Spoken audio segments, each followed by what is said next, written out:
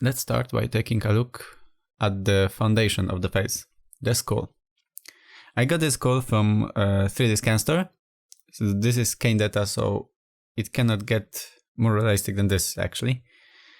And it's good, especially if you are a beginner and you want to get those dependencies between the face structures correctly without learning some bad habits.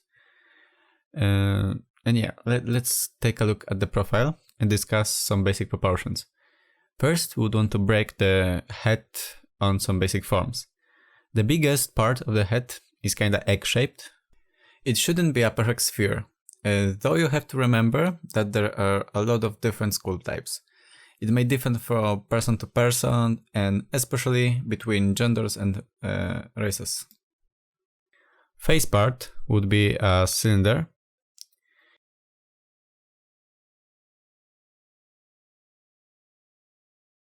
And another cylinder as the neck, somewhere around here. Of course, there is a lot of simplifications here, but it's important to notice those shapes while you begin your journey with sculpting. Have in mind that you always should start from basic shapes and then make your way up through second forms and details at the end.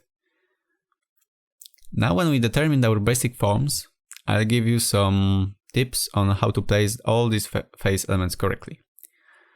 So if you get the size of the skull from the top to the very end of the jaw, right here in the middle, the eyes should be placed.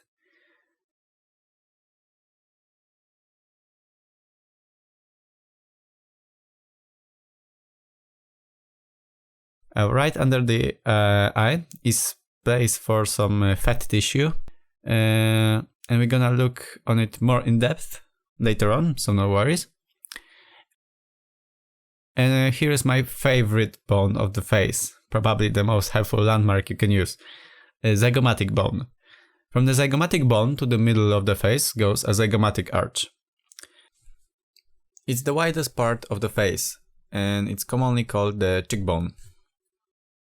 And now, why is it so helpful? For example, I've always had problems where to place the ear. Ear hole should be around in the middle if it comes to a horizontal spacing, but where to place it in the vertical spacing? Actually, the zygomatic arch ends in the middle of the head and the ear hole should be right under it, right here. So now, when you know where ear hole is, you can build earlobe on top of it really easily. Also from the place that zygomatic arch ends, jaw begins and goes like this. Another thing, let's extend the zygomatic arch to the end of the head. Right here, neck muscles end and skull begins. So there are 3 tips in the price of 1, I would say, so that's a pretty good deal, I must say.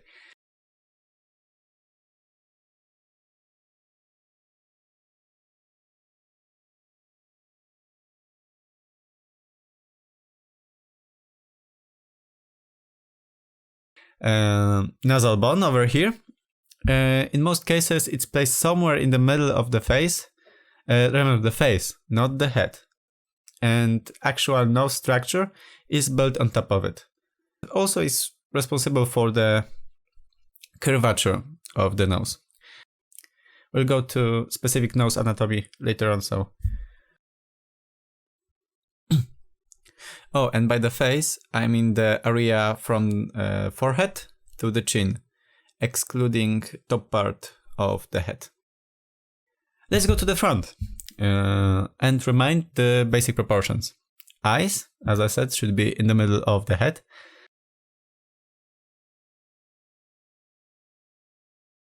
Underneath is the zygomatic bone and zygomatic arch.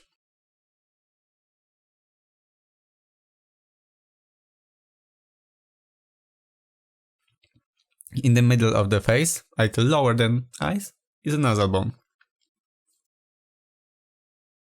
So now, here we have a frontal bone with the brow ridge, I believe it's called, and eye holes under it. Have in mind that this brow ridge creates a little convex in the forehead. The size of it depends on the gender and from person to person, but it's good to remember that the forehead isn't flat.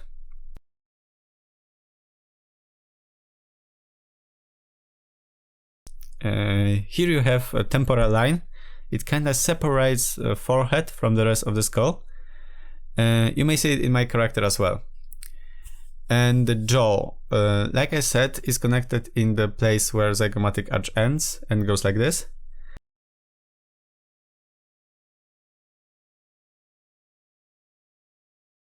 And the length of this part actually depends on the gender.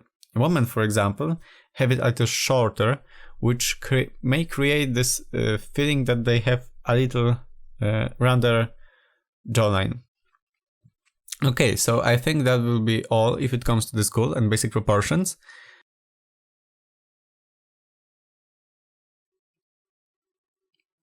Let's take a look at some references.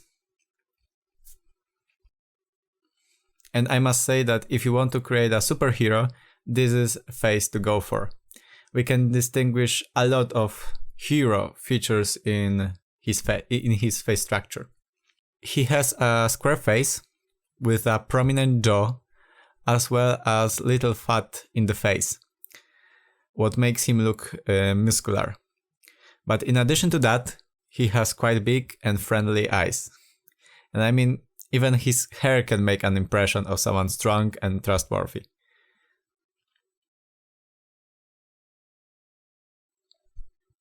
We can see the zygomatic arch over here and kinda mark out the orbital area of the skull. We could try painting over the entire skull, but that doesn't really matter that much. I always like to focus on the most important landmarks and get proportions correctly. We don't do a likeness here.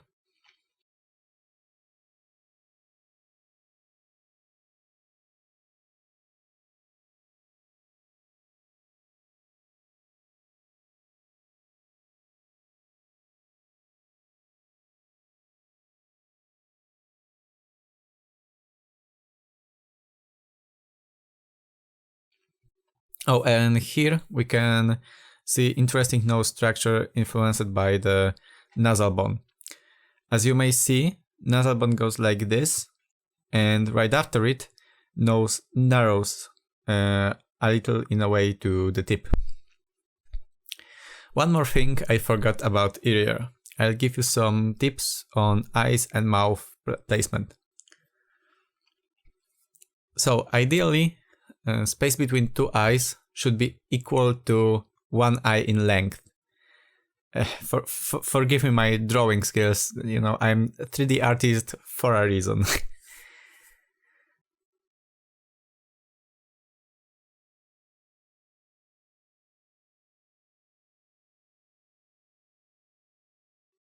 And another thing, if it comes to mouth width, if you draw a straight line going down from the pupil, it should meet one of the mouth corners.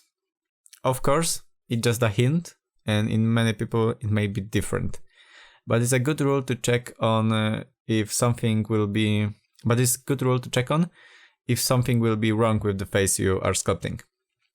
Most of the time, subtle changes may cause a big difference in the overall piece. Let's take a look at the next one. Hugh Laurie. He has really interesting face. He has a lot of skin and fat in the lower part of the face, so I have to kinda guess where the jaw lies. One of the recognizable features of his are high and prominent cheekbones going like this. This is something I would like you to do while working with references. Try to determine all the bone and fat landmarks in the face of different people. That way you will learn way more than by simply replicating what you see. What you may notice in Hugh Laurie as well is that he has a long face with a short nose, which happens quite rarely. So if you want to create an interesting and unusual face, look for references like this. Let's take a look at next one. Robert Downey Jr. I won't paint an actual structure this time. I want to focus more on the feeling of the character you make and some proportions. We already said that Henry Cavill has the face of the superhero. Robert, on the other hand, seems to be that nice and friendly guy everyone likes. A lot of round shapes going around here. He has an oval face structure. He has big round eyes, quite big lips, and rounded nose. And the opposite of such a character would be Willem Dafoe. If you want to create a villain, this would be a perfect reference. Really chiseled facial features, so sharp and prominent cheekbones that you may cut yourself, a lot of triangles and pointy shapes in the structure. In opposite to Robert's big and rounded eyes, he has smaller, narrower eyes. He has pointy nose, opposite to Robert's. We can also see really strong and visible wrinkles. A mouth that looks pierced even if he doesn't do it intentionally. And I mean, don't get me wrong, Willem Dafoe is probably a really nice guy in real life, but I'm not surprised that he mostly plays villains in movies.